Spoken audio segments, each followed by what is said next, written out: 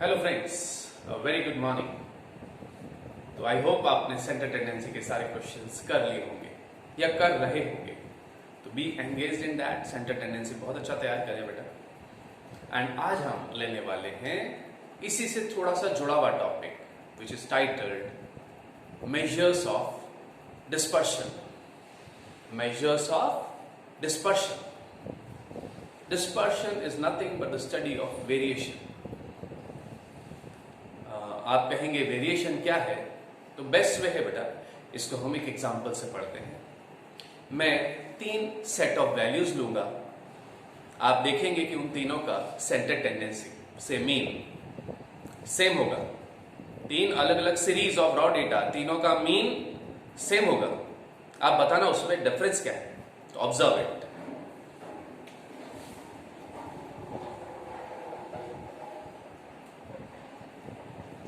The mean, the total is 100 upon 5. Another series say y, another series z.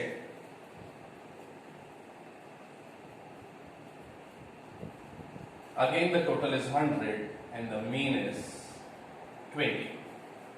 And 2, 4, 6, 8 and 80. Again the total if you apply is 100 and the mean is 20. So my friends, अगर हम sub centre tendency की बात करें तो इन तीनों series का arithmetic mean same है। But observe that, what do you see? कुछ अलग लग रहा है आपको? यहां सारी values are exactly equal to the centre tendency. यहां वैल्यूज सारी इक्वल टू सेंटर टेंडेंसी नहीं है। एक वैल्यू है बट बाकी 4 इक्वल टू सेंटर टेंडेंसी नहीं है, लेकिन वो सेंटर टेंडेंसी के बहुत पास है बेटा। जैसे 18 और 19 20 के बहुत नजदीक है। 21 और 22 भी सेंटर टेंडेंसी के बहुत नजदीक है। यानी इस सीरीज में वेरिएशन है लेकिन बहुत कम है। लास्ट सीरीज अगर हम देखें तो मीन 20 है। 2 और 4 और इवन 6 और 8 20 से फार अवे है। और अगर इस तरह देखें 80 तो बहुत ही फार अवे है। यानी द वैल्यूज आर स्कैटर्ड। तो बेटा ये वेरिएशन, स्कैटरनेस, स्प्रेड, इसी को पढ़ने के लिए बना है मेजर्स ऑफ डिस्पर्शन। यानी अगर हम बात करें बिना कोई फॉर्मूला लगाए, फॉर्मूले तो लगाने वाले ही हैं बेटा। आई लेट यू नो इस चैप्टर में कितने फॉर्मूलेज हैं, कितने मेथड्स हैं। बट पहले अगर हम बात करें डिस्पर्शन की, इसको फिलहाल मैं डी लिख रहा हूं, आगे हम इसकी जगह लिखेंगे रेंज या फिर quartile deviation, mean deviation, standard deviation. ये अलग अलग मेजर्स है डिस्पर्शन के। लेकिन फिलहाल अगर यहां की बात की जाए, इस डेटा का डिस्पर्शन इज 0, इस डेटा का डिस्पर्शन इज लो एंड इस डेटा का डिस्पर्शन इज हाई। कैसे लिखा मैंने बेटा? अगर सारी values equal to centre tendency हो या सारी वैल्यूज सेम हो, कांस्टेंट 20 20 20 20 5 5 5 5 5 5, तो उस केस में dispersion is 0 because the variation is 0। In this case all the values are not equal to 20 but the values are very close to 20। So dispersion है तो सही, वेरिएशन है तो सही, लेकिन कम है। तो लो लिख दिया हमने। यहां देखिए बेटा 20 से 2 और 4 6 भी थोड़े दूर है, 80 काफी दूर है, तो डिस्पर्शन है और वो भी सिग्निफिकेंट है, हाई है। हाँ, एक हम निकालते हैं जो आप में से कुछ ने पढ़ा है तो कुछ आज डिटेल में पढ़ेंगे। रेंज का the crudest measure of dispersion होता है, the easiest, the quickest to calculate. तो रेंज होता है highest value of the variable minus the lowest value of the variable. तो देखिए रेंज अगर हम निकालें तो इसका रेंज हाईएस्ट भी 20, लोवेस्ट भी 20, तो range is 0। Getting it? The dispersion is 0। यहां अगर हम रेंज निकालें तो highest minus lowest, the range is 4। 4 is a low number. And अगर हम यहां रेंज निकालें तो 80 minus 2, highest minus lowest, the range is 78। Now 78 is very high compared to 4, तो द डिस्पर्शन इज हाई। मैंने रेंज ही निकाला है क्योंकि ये क्विकेस्ट और इजी है। आप इन 3 पेयर ऑफ डेटा पे आगे जब पूरा चैप्टर फिनिश हो जाए तो अगेन आप ये 3 और डेटा लेंगे, एक्स, वाई और जेड, एंड रेंज तो मैंने निकाल दिया। आप ऐसे डेटा पे quartile division, mean division, standard division निकाल के देखें तो आप पाएंगे कि फर्स्ट सीरीज में रेंज हो, स्टैंडर्ड डिवीजन हो, क्वार्टाइल डिवीजन हो, मीन डिवीजन, सब 0 आएंगे बेटा। हाँ, इस सीरीज में ये चारों range, quartile division, mean division, standard division छोटी वैल्यूज आएगी। और इस डेटा में आपका रेंज, QD, MD और SD ये थोड़े बड़े आएंगे। तो I hope you got it. यानी अगर डिफाइन करें तो डिस्पर्शन में वी स्टडी कि जो पेयर ऑफ वैल्यूज है, जो सेट ऑफ वैल्यूज है, are they very close to each other, specially close to the centre tendency. If the values are very close to the center tendency, then the dispersion is very low. And if the values are significantly far away from the center tendency, then the dispersion is very high. And if the values are exactly equal to the center tendency, say 6, 6, 6, 6, तो इस case में बेटा चारों measures of dispersion will give an answer 0. अब इसको अगर हम centre tendency से कंपेयर करें कि हमारे पास 6, 6, 6, 6, 4, 6 है, तो अर्थमेटिक मीन भी 6, मीडियन भी 6, GM और HM भी 6, हाँ, mode can not be calculated. और इस चैप्टर में अगर आ जाए 6, 6, 6, 6, देन रेंज इज 0, मीन 0 नहीं था, range is 0, quartile deviation is 0, mean deviation is 0 and standard deviation is 0। तो आज हमने एक थ्योरेटिकल प्रॉपर्टी भी पढ़ ली कि अगर सारी वैल्यूज सीरीज की सेम हो, देन डिस्पर्शन इज ऑलवेज 0।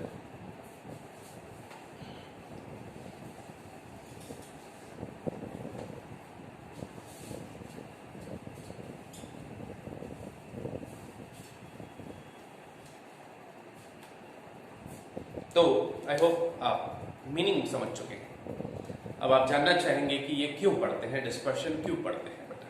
तो again a very subjective topic, समझते हैं इसको। बेटा सेंटर टेंडेंसी रिलायबल है कि नहीं? क्या सेंटर टेंडेंसी की वैल्यू पे हम भरोसा कर सकते हैं कि नहीं? ये हमें डिस्पर्शन की वैल्यू से पता लगता है।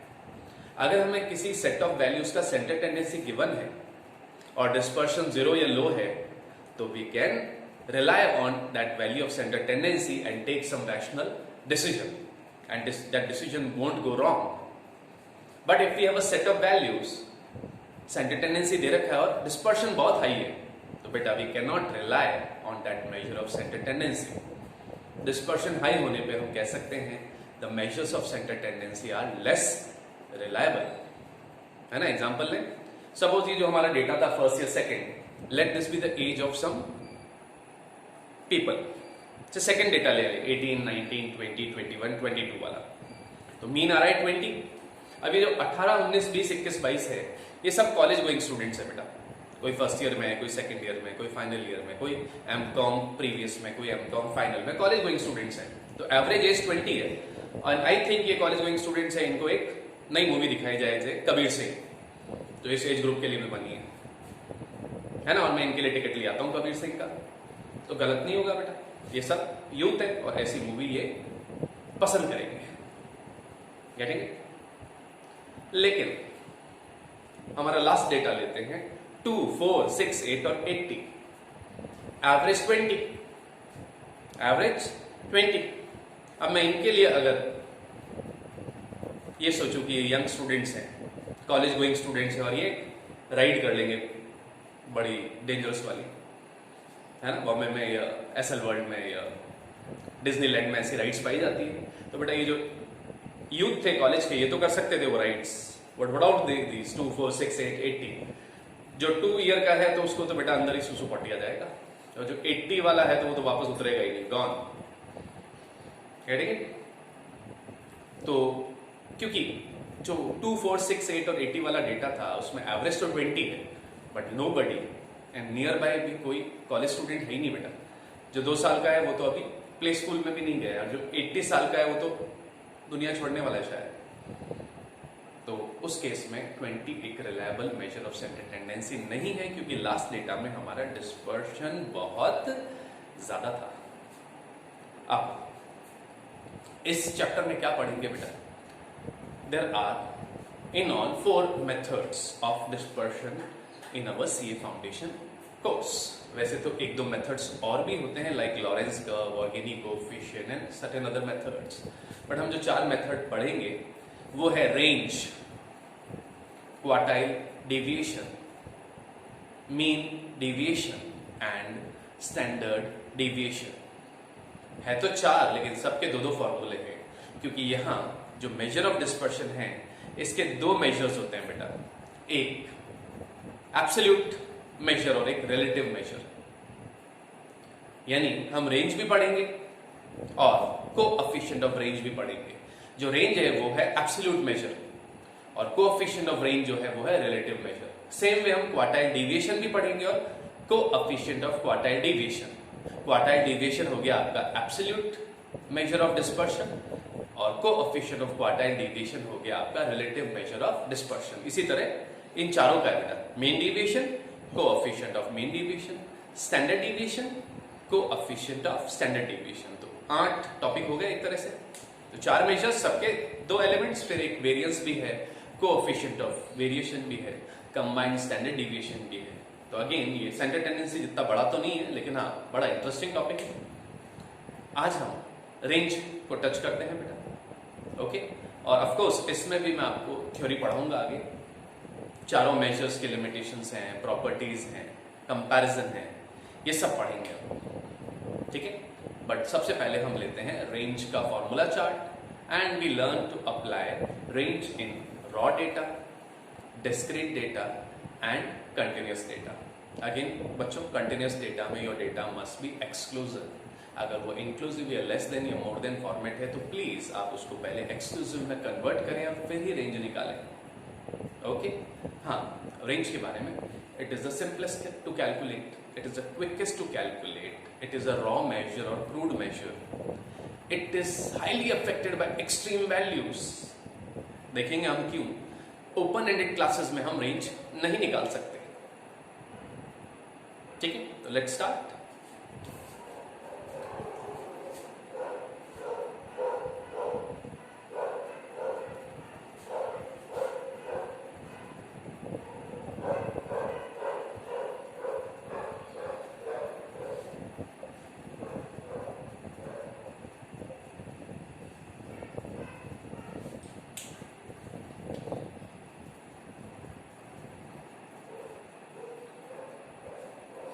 लिसन फ्रेंड्स, रेंज को कैपिटल आर लिखते हैं, स्मॉल आर मत लिख देना, क्योंकि स्मॉल आर हम आगे एक चैप्टर पढ़ने वाले हैं, कोरिलेशन, कोएफिशिएंट ऑफ कोरिलेशन को स्मॉल आर लिखा जाता है। हमारा रेंज है कैपिटल आर, तो range is equal to H minus L, where H आप कॉपी कर सकते हैं, H is the highest value and L is the lowest value. Highest value minus the lowest value. हाँ, some authors also use this word, L for the largest value, तो largest value minus S for the smallest value, but हम as a teacher would more use H and L, तो हम इसको एक बार हटा देते हैं, तो H minus L हो गया। coefficient of range is H minus L upon H plus L, but बेटा इसका एक वेरिएशन और होता है, it can be expressed in percentage, तो उस केस में into 100। Without 100 भी पॉपुलर है, but in our CA foundation course all the coefficients in dispersion chapter are expressed as a percentage, तो into 100 लगाना हमें नहीं भूलना है। एंड फ्रेंड्स, इस चैप्टर के बारे में बता दूं, अगर आपने 11th में पढ़ा होगा या आप इसको आगे बीकॉम में पढ़ेंगे तो अगेन वहां into 100 यूज नहीं होता है, वहां जनरली ये विदाउट 100 पढ़ाया जाता है, यानी वहां ये परसेंटेज में नहीं होता है। लेकिन अभी हम जो पढ़ाई कर रहे हैं वो है सीए फाउंडेशन की, तो as per the CA study material, as per the CA institute instruction, we will use 100 in every formula, okay? So the formula is very easy, we only need two values, H and L, and that's it.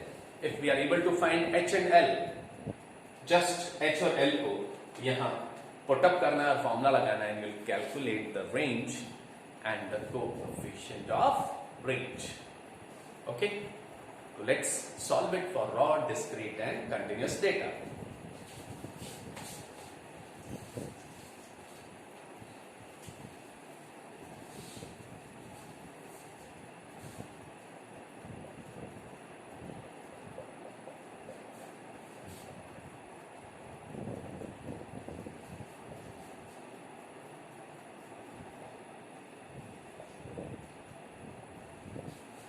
this is some data.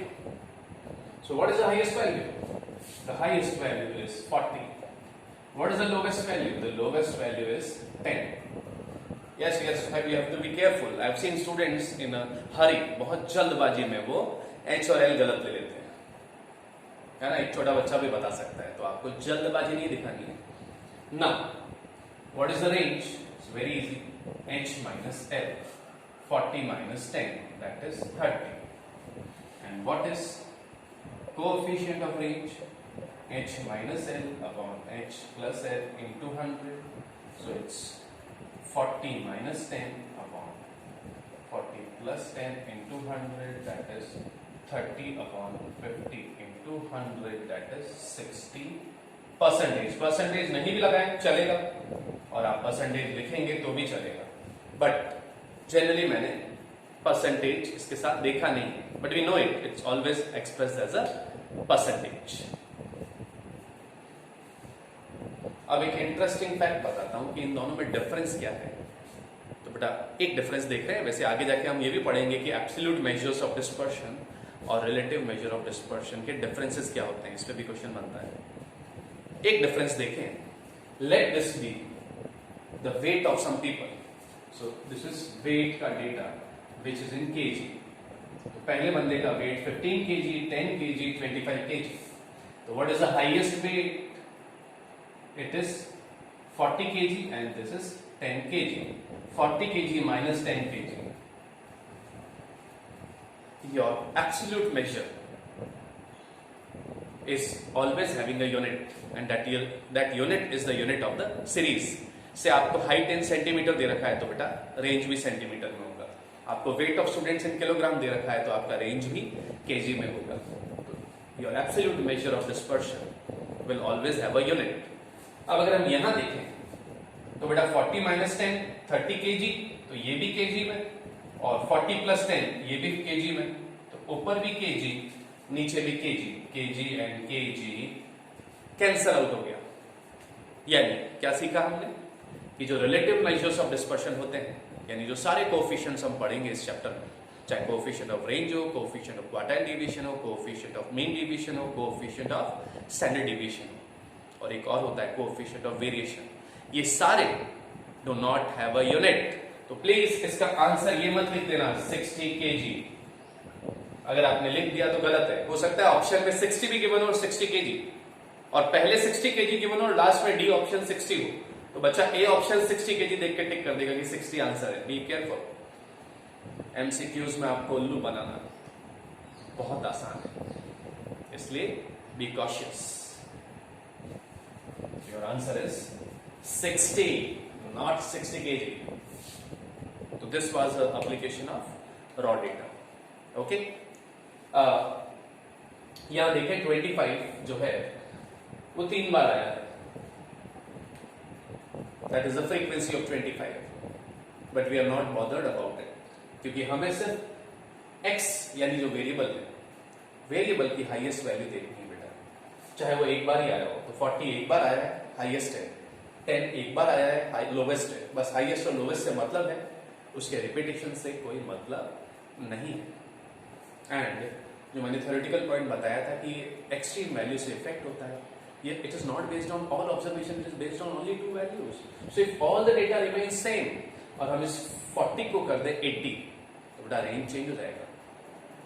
Range will become सीधा 70.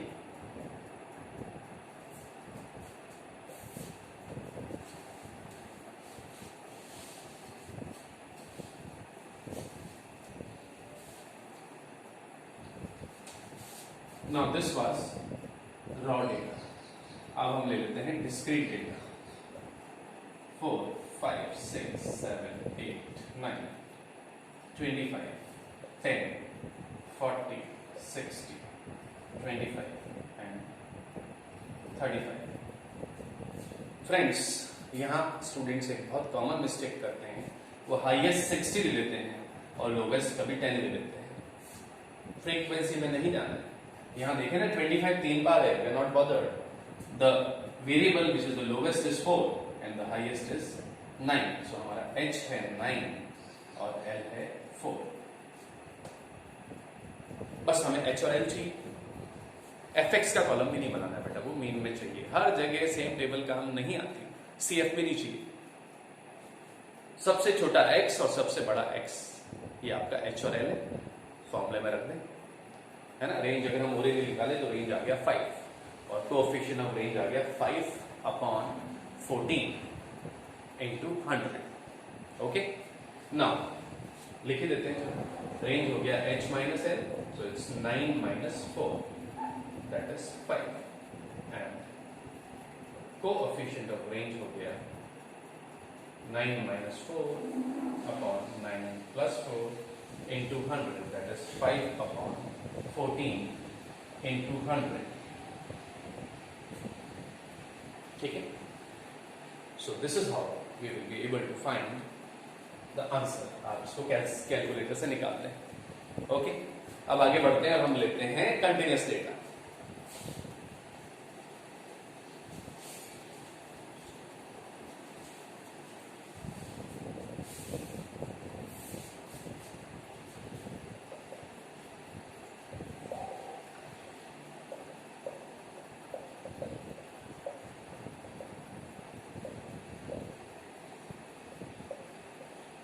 So friends, again यहाँ students जो common mistake commit करते हैं, मैं mistakes की हमेशा बात करूंगा बेटा, क्योंकि उसको हमें अवॉइड करना है। अगर हमें जीतना है तो गलतियां कम करनी है, सीखना है।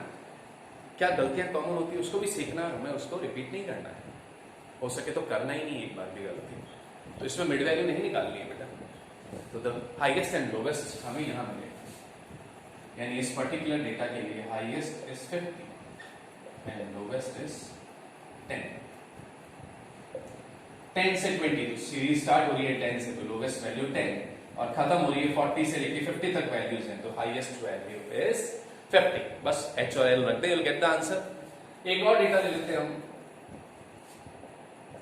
10 to 19, 20 to 29, 30 to 39, 40 to 49, 3, 7, 10, 20। Again friends, जो गलती कमिट होती है वो है, हम ये ले लेते हैं। तो याद करो, अभी मैंने बोला था कि आपका continuous data should always be exclusive. ये एक्सक्लूसिव नहीं है, तो हम जब इसको एक्सक्लूसिव बनाएंगे तो ये class interval 9.5 to 19.5, 19.5 to 29.5, 29.5 to 39.5, 39.5 to 49.5 हो जाएगा बेटा, गैप डिवाइड बाई 2 करके। Now we have the H and L, so H is 49.5 L is 9.5। अगर आप यहां निकालते तो रेंज आता है 39, 49 minus 10, रेंज 39 आता है, जो गलत होता है। रेंज है आपका 40। तो दोस्तों, आज सिर्फ हमने रेंज पढ़ा है, रेंज कोएफिशिएंट ऑफ रेंज पढ़ा है। इसमें ऐसा क्वेश्चन भी आ सकता है कि आपको range they they, H they they find L, या एल और range they they find H, या कोएफिशिएंट ऑफ रेंज दे दे और एच और एल में से एक दे दे, तो दूसरा वाला आप निकाल लेंगे। ऐसे क्वेश्चंस हैं, तो आप डिस्पर्शन में रेंज के क्वेश्चन शुरू कर सकते हैं। ओके, रेंज की प्रॉपर्टीज हम लेंगे, है ना, वेरी सून। तो that's all for today, have a good day.